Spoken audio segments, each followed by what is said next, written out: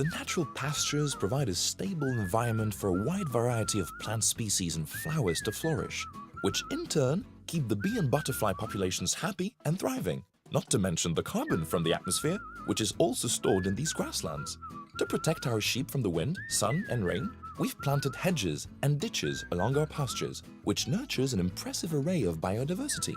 All of these pastures and hedges welcome small insects and a multitude of wildlife, including squirrels, pheasants, sparrows, rabbits, and field mice. Sheep really are a very generous species when it comes to adding value to their environment.